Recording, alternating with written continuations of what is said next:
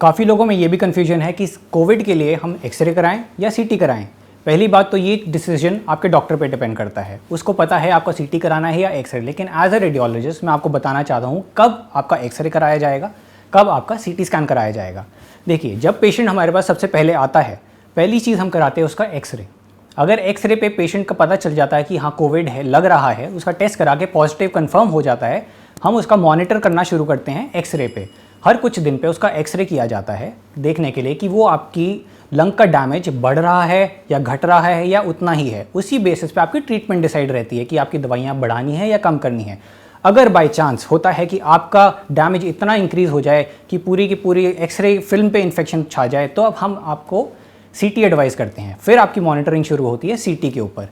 CTs कराना सबके लिए ज़रूरी नहीं है, सिर्फ उन्हीं के लिए जो वेंटिलेटर पे हैं, जिनका SpO2 कम है बहुत दिनों तक, जो दिन पर दिन जिनकी कंडीशन बिगड़ती जा रही है, जिनके एक्सरे दिन पर दिन ख़राब होते जा रहे हैं, उन्हीं केसेस में हम खाली सीटी पे जाना प्रेफर करते हैं। तो ये डिसीजन आपका डॉक्टर पे डिपेंड करेगा कि आपको सीटी कराना है या एक्सरे। तो इसलिए आपको कभी कंफ्यूज नहीं होना है कि आपको सीटी कराने के लिए बोला गया है या फिर एक्सरे कराने के लिए बोला गया है। क्योंकि अगर आपके सिम्टम्स इनिशियल हैं, खाली बुखार है, खांसी है और हल्के फुल्के सिम्टम्स हैं जो एक्सरे पे हमें लग रहा है कि ज़्यादा नहीं है, तो खाली एक्सरे कराने की ज़रूरत है। और उसके ऊपर हम सीटी स्कैन हम तभी बोलेंगे जब हमें लगेगा कि आपकी स्टेज एक्सरे से ज़्यादा आगे जा चुकी है, तभी हम उसको सीटी स्कैन पे मैनेज करेंगे। और अगर हमारा लगता है कि सीटी स्कैन से भी वापस आने लगा है, तो वापस हम आपको एक्सरे पे ले आते हैं।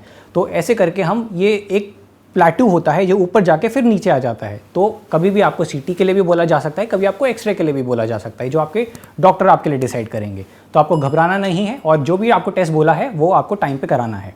और मैं आखिर में ये पॉइंट इंक्लूड करना चाहूँगा कि आपको आपके डॉक्टर ने जो भी टेस्ट बोला है वो आपकी भलाई के लिए बोला है।